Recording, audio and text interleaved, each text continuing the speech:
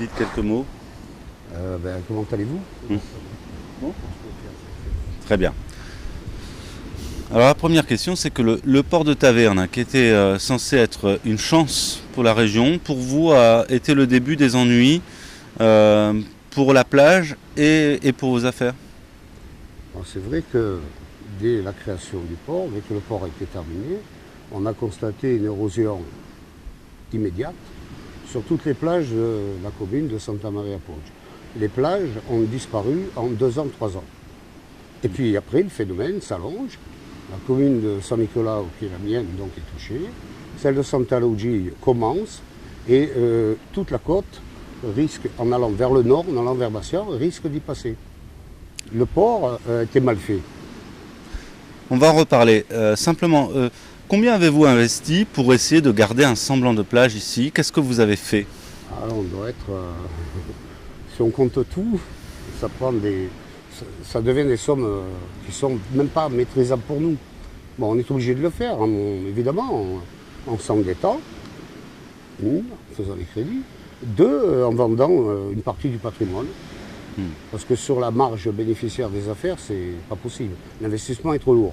Pour ma part, je dois être à peu près dans les 150 000 euros. Et vous avez malgré tout, vous nous expliquiez, perdu du terrain, de ce terrain que vous aviez acheté. Oui, le terrain a été perdu parce que lorsque le domaine maritime n'existe plus, l'État a le droit de récupérer une partie du domaine. Il le prend sur qui? Sur le riverain. C'est ce qui m'est arrivé. En 2002, le trait côtier a été remonté et à partir de là, l'État m'a confisqué 520 mètres carrés de terrain qui m'appartenaient. À l'heure actuelle, j'ai fait une défense sur ma plage pour résister aux tempêtes et l'État me dit vous n'êtes pas chez vous alors que je suis chez moi et que tout simplement je dois payer une contribution parce que je suis soi-disant, ça se réglera en justice. Hein. On en reparlera de ça. Alors justement, vous avez attaqué, vous avez d'abord gagné, on vous a donné raison, puis finalement, ensuite, en appel... C'est une chose importante qui a été faite à l'époque, en 86, que j'ai porté plainte contre l'État et la mairie de Santa Maria Poggio, pas la mairie en tant que telle, mais en tant que gestionnaire du port. J'étais obligé de le faire, c'est le système juridique qui fait cela. Bon, en 86, bon, ça a quand même duré 4 ans, hein, expertise, contre-expertise, etc. En 86, le tribunal administratif de Bastia m'a donné raison. Mais m'a donné raison, ça veut dire qu'il a reconnu la responsabilité de l'État dans le fait qu'il ait construit un port sans véritable étude, hein, au profit de quelqu'un. Bon. Donc, ce qui est important, c'est la reconnaissance que ces structures qui ont été mises en mer par l'État soient responsables de l'érosion. Sinon, je n'ai rien gagné pour l'instant. Il y a eu un appel et après vous avoir donné raison, on a même, semble-t-il, donné raison à ceux qui étaient face à vous. Non, c'est pas tout à fait ça. Ceux qui étaient face à moi, vous parlez de l'État? Oui. Bon. Non, après, il y a eu appel, et puis moi j'étais seul. Donc c'est la lutte du pot de terre contre le pot de fer. Je n'avais pas les moyens de poursuivre ça jusqu'au bout. Et donc j'ai été débouté par manque de défense, disons. Aujourd'hui, est-ce que vous estimez, je vois effectivement qu'il y a des cailloux sur votre plage, au milieu du sable, que c'est toute votre activité de tourisme qui est en danger? Mon activité, en l'état actuel des choses, si rien n'est fait, ce que nous demandons depuis très longtemps, si rien n'est fait, mon activité cessera d'elle-même d'ici, c'est difficile à évaluer, mais je pense qu'entre 5 et 10 ans, je n'existe plus. La mer aura submergé, parce que l'érosion continue et s'amplifie. Qu'est-ce qui peut se faire par-delà les initiatives comme la vôtre, comme les boudins qu'on a mis à droite à gauche? Un récent rapport du BRGM, que je conteste d'ailleurs totalement, parce que c'est, à mon avis, une copie, une recopie, c'est un travail saboté. Mais il y a un point positif dans ce rapport, et c'est peut-être dû à l'action que j'ai entreprise par le passé en faisant dire par le tribunal que le port était responsable. C'est donc, sur ce rapport, le seul point qui est pris en compte, c'est que le port est responsable de l'érosion.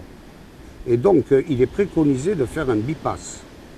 Un bypass, c'est un système hydraulique qui permettrait de tirer le sable qui est accumulé au sud pour le redéverser vers le nord de manière qu'il s'étale et rétablir le transit de sable qui est bloqué derrière le port. Alors vous me disiez tout à l'heure, le port a été mal fait. Qu'est-ce que vous entendez par là? Mal fait parce qu'il a été fait dans la précipitation. C'est-à-dire qu'au départ, l'étude, je pense, avait été bien faite. Le port devait être à demi creusé à l'intérieur des terres.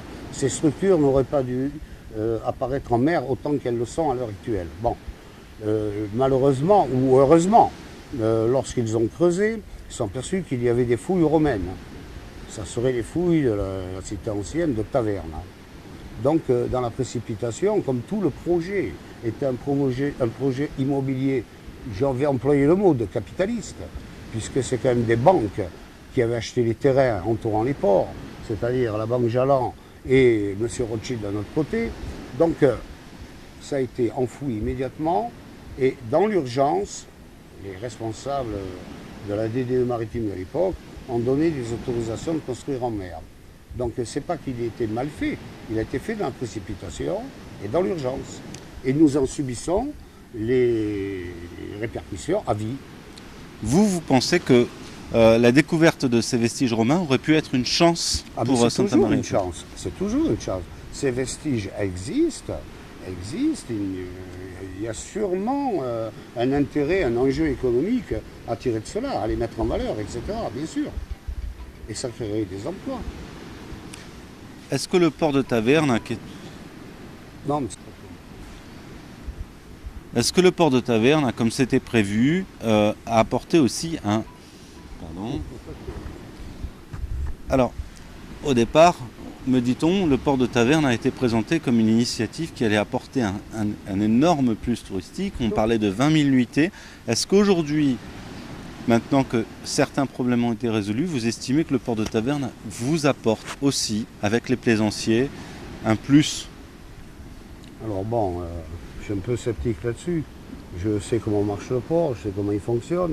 Bon, il coûte beaucoup d'argent, il a coûté beaucoup d'argent puisqu'il a été mal fait. Puisqu'il a été mal fait, bon, il y a des algues qui encombrent le port, il s'ensable. Donc l'État est obligé, je le sais, d'intervenir plusieurs fois, financièrement, pour qu'il continue à marcher. Mais c'est un port local avant tout, c'est-à-dire qu'il y a un pêcheur ou deux, ou trois. Il y a surtout des bateaux qui sont des bateaux locaux. Et en termes de tourisme, son rôle est insignifiant. Donc, c'est plutôt une déception qu'autre chose. Vous me parliez de M. Jalland Oui. ou de M. Rothschild. La question est importante. À partir du moment où ils sont propriétaires, certes, ils ont acheté ces terrains, n'est-il pas logique qu'ils aient demandé, eux, à avoir leur mot à dire sur la construction du port? Alors, non, ils se sont fait construire un port gratuitement. Je ne sais pas si vous le savez. Le port a été financé grâce à l'action des hommes politiques corses, essentiellement par le FEDER à l'époque, c'est-à-dire l'argent européen, et par la région corse. À l'époque, c'était le département. Et par le département. La part financière de la société à laquelle appartenaient M. Jalland et M. de Rothschild a été insignifiante, et de l'ordre de 10%. C'est-à-dire juste les anneaux, quoi. Bon, et la concession leur a été donnée. Bon. Par contre, comme ce sont les financiers, ce sont des gens intelligents, ils sont aperçus qu'il y avait des problèmes et ils se sont enfuis, en quelque sorte, laissant leur terrain derrière. Bon, ils se sont enfuis et ça a été récupéré par le département qui l'a confié à la mairie de Santa Maria Ponte. Aujourd'hui... Et donc c'est un poids. C'est un poids sur l'économie locale, plus qu'autre chose. Aujourd'hui, la dette est effacée. Oui. Que doit faire, selon vous, la mairie? Et que devraient accepter peut-être les propriétaires de ces terrains? La mairie, je crois quand même que se démène d'abord pour que ce port continue à subsister, et j'en suis d'accord aussi. Parce que lorsqu'on a une structure qui existe, même si elle était mal faite, il faut la maintenir. Par contre, il faut absolument que la mairie aide les professionnels de la région, riverains concernés par l'érosion, afin de trouver des moyens ensemble, de contraindre l'État, parce qu'il s'agit bien de contraindre l'État à faire les travaux nécessaires pour que cette érosion cesse. Et qu'attendez-vous des propriétaires de ces terrains, M. Rothschild, M. Jalland, qui sont toujours propriétaires? Eux, ils sont propriétaires, mais ils ont les moyens d'attendre. Ils peuvent attendre tant qu'ils veulent. N'oublions pas que Rothschild avait acheté le même, d'ailleurs, je crois, tous les terrains des Agriates, en prévision de faire une base sous-marine, genre celle qui existait en Tunisie. Lorsqu'elle a été démantelée, il était question de la faire en Corse. Il avait acheté tous les terrains des Agriates. Bon, ça s'est pas fait. Et ce conservatoire du littoral qui a racheté les terrains. C'est ce qui va se passer probablement aux alentours du port. Un jour ou l'autre. C'est souhaitable d'ailleurs. Que répondez-vous à ceux qui estiment que finalement il y a des propriétaires comme vous, des propriétaires terriens en bord de mer, corse, Nous sommes des propriétaires terriens, mais professionnels, hôteliers. C'est-à-dire que notre activité est quand même essentielle pour la région.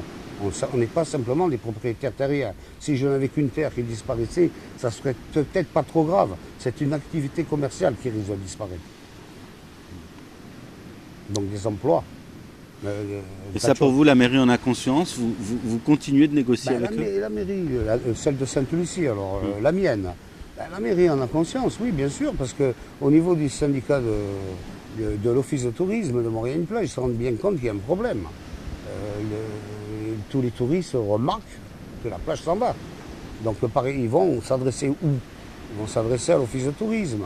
Bon, il y a une petite prise de conscience qui est en train de se faire. Bon, maintenant, est-ce que la mairie a les moyens d'agir sur ça? Non, elle peut nous aider, c'est tout. Elle peut nous aider, mais elle n'a pas les moyens juridiques d'œuvrer pour le maintien du littoral. C'est pas son rôle. Le littoral, c'est la DPM. Hein, c'est les territoires de la mer. C'est à eux de maintenir le littoral. C'est l'État. Merci.